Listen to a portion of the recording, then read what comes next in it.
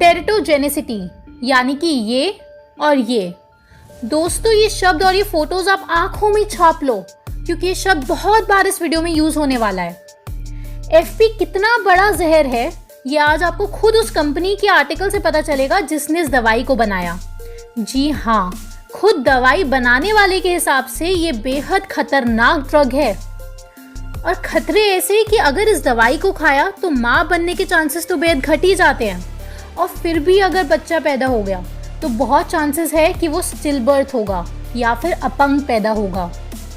लेकिन ये जानकारी समय के पन्नों में कहीं छुपा दी गई है और न्यूज़पेपर और टेलीविजन में ये जानकारी कभी किसी को नहीं मिल सकती। अगर आपकी जान पहचान में कोई भी कवर से इन्फेक्ट हो जाता है तो आपसे हाथ जोड़कर विनती है कि उसे किसी भी हाल में ये एफपी ना खाने दें और ये जानकारी हर उस इंसान को बताएं जिससे आप प्रेम करते हैं। गुड मॉर्निंग फ्रेंड्स, आप ऊपर ये कोड वर्ड्स देख लीजिए जो हम इस पूरी वीडियो में यूज़ करने वाले हैं। तो चलिए सरल से सरल भाषा में सबसे पहले जानते हैं एफपी की दहशत भरी कहानी। ये 5 पॉइंट्स हैं, आप ध्यान से सुनिए।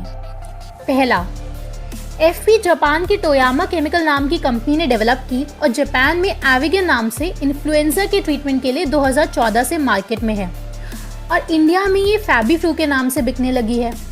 इंडिया में कवर की ट्रीटमेंट के लिए ये पहली ओरल मेडिसिन है जिसे डीसीजीआई ने अप्रूव किया है।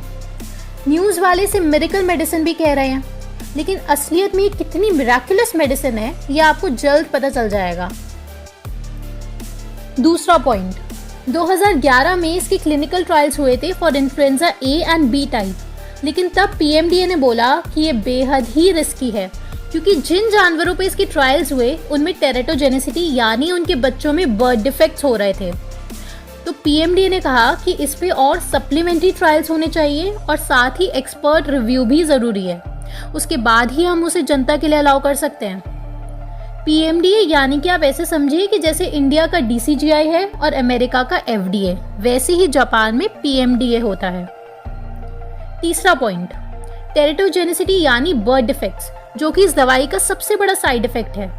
इस साइड इफेक्ट को लेके कभी भी आज तक ह्यूमंस पे कोई ट्रायल्स नहीं किए गए हैं क्योंकि ये बेहद खतरनाक है। जब ट्रायल्स ही नहीं हुए तो फिर पता कैसे चला इसकी टेरेटोजेनिसिटी के बारे में?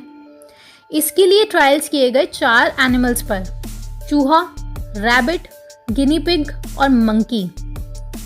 और आप हैरान हो जाओगे, सामने ये आया कि इन सारी स्पीशीज में ही बर्थ डिफेक्ट्स पाए गए और ये बर्थ डिफेक्ट्स पीएमडीए ने बोला कि ह्यूमंस के लिए भी ऑलमोस्ट सेम ही होंगे, जिस कारण से चाह कर भी बर्थ डिफेक्ट्स के ट्रायल्स ह्यूमंस पर कंडक्ट करना फिलहाल तक पॉसिबल ही नहीं है।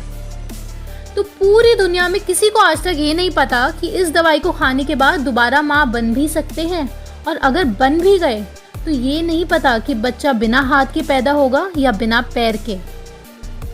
4th पॉइंट, एक्सपर्ट रिव्यू आने के बाद भी एफपी को लेकर ये ही नतीजा निकला कि पीएमडीए बिल्कुल सही बोल रही है और ये ड्रग बेहद ही खतरनाक है क्योंकि जिस ट्रीटमेंट के लिए ये ड्रग आया था, जो कि इन्फ्लुएंजा ए और बी टाइप है, उसके लिए ऑलरेडी और भी ड्रग्स मार्केट में अवेलेबल है।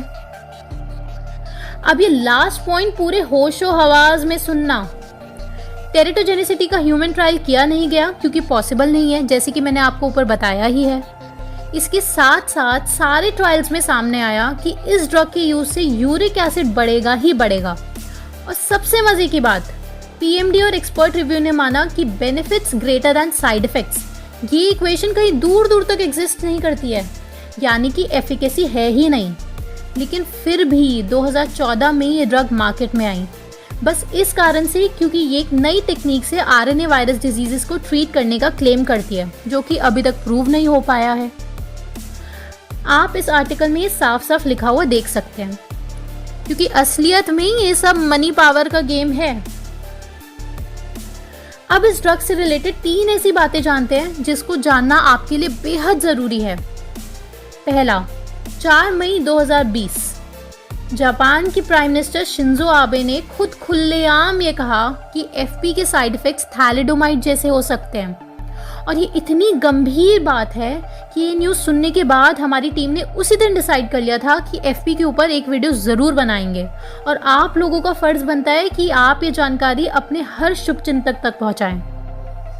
दूसरा, थैलिडोमाइड 1957 में जर्मनी में रिलीज हुई थी एंजाइटी, स्ट्रेस और इंसोम्निया के लिए, स्पेशली प्रेग्नेंट वुमेन के लिए, ताकि उन्हें नींद अच्छे से आए।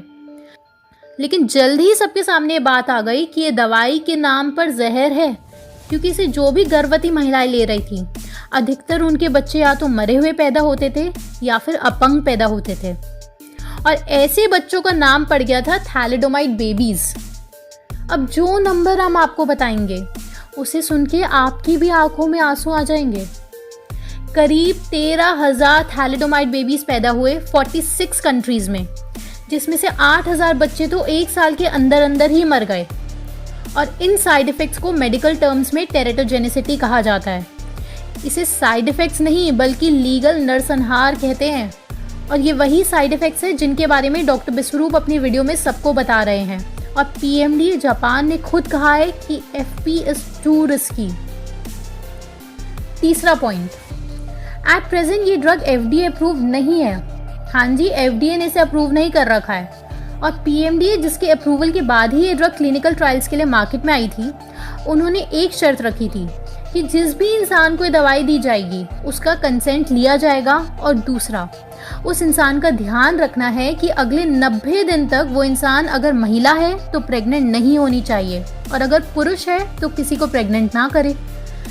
लेकिन अब इंडिया में क्या हो रहा है, ये बात आपके होश उड़ा देगी। पेशेंट्स की अनुमति यानी कि कंसेंट नहीं ली जा रही है, उसकी जगह डॉक्टर्स की कंसेंट ली जा रही है जो उस पेशेंट को ये दवाई खिला रहे हैं। समझ गए ना?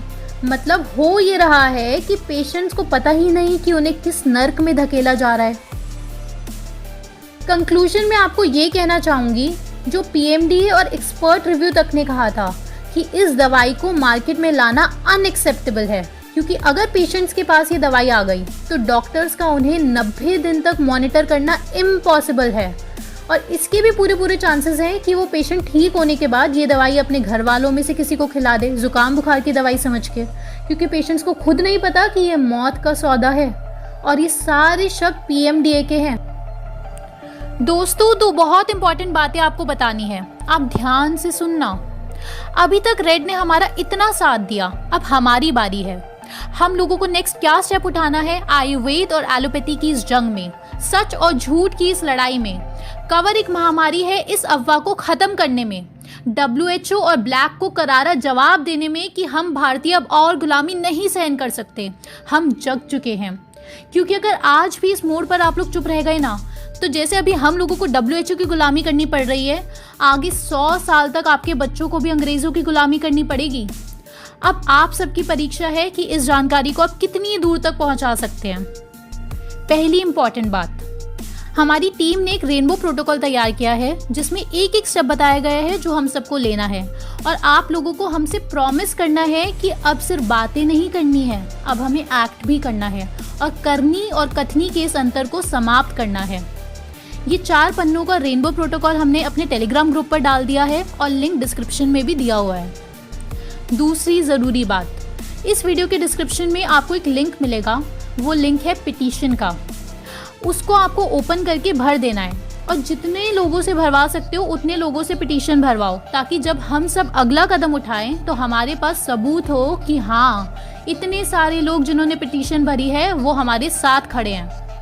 ये पिटीशन PM ऑफिस की तरफ डायरेक्टेड है कि आयुर्वेद पर ध्यान दें जैसे एलोपैथी पर दिया जाता है, और आयुर्वेद में इन्वेस्टमेंट आए जैसे एलोपैथी में आती है। पूरी दुनिया में आयुर्वेद की भी मार्केटिंग हो, और हर जगह हमारे देश में आयुर्वेद और बाकी ट्रेडिशनल मेडिसिन के कॉलेजेस और हॉस्पिटल्स हों। क्योंकि दोस्तों, हॉस्पिटल का मतलब ये वेस्टर्न मेडिकल ड्रग्स की साइंस नहीं होता। हॉस्पिटल का मतलब होता है bureaucratic setup for hospitality and care plus medicine.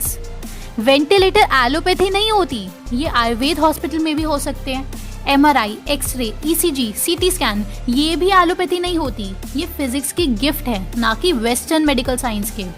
ये सारी चीज़ें आयुर्वेद हॉस्पिटल में भी होंगी। बस फ़र्क इतना होगा कि आजकल के हॉस्पिटल्स में एलोपैथी दी जाती है और आयुर्वेद के हॉस्पिटल्स में एग्जैक्टली सब कुछ सेम होगा, बस आयुर्वेदिक मेडिसिन दी जाएंगी, ताकि कोई मूर्ख आगे से ये ना बोले कि राजीव दीक्षित जी अपने आखिरी समय में हॉस्पिटल क्यों गए थे। आप सब लोग भी समझो कि हॉस्पिटल और एलोपैथी ये बिल्कुल बिल्कुल बिल्कुल अलग चीज़ है। एक बार फिर से बता देती हूँ, हॉस्पिटल का मतलब होता है bureaucratic setup for hospitality and care plus कोई सा भी मेडिसिन का सिस्टम। आप पिटिशन ज़रूर साइन कीजिए और रेनबो प्रोटोकॉल भी ज़रूर डाउनलोड कीजिए और एक्शन स्टार्ट कीजिए।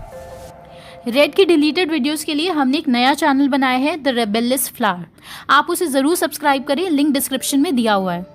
और दोस्तों, अगर आपके कोई भी जान पहचान में या चाहने वाला डिप्रेशन से जूझ रहा है तो आप उसे ये स्क्रीन पर आ रही वीडियो ज़रूर भेजें। और द ओनली वन कम्यून का depression and stress management program भी ज्वाइन करवा सकते हैं। कॉन्टैक्ट नंबर और ईमेल आईडी आपकी स्क्रीन पर आ रही है। अगली वीडियो में जल्द मिलते हैं। काम पर जुट जाइए। धन्यवाद।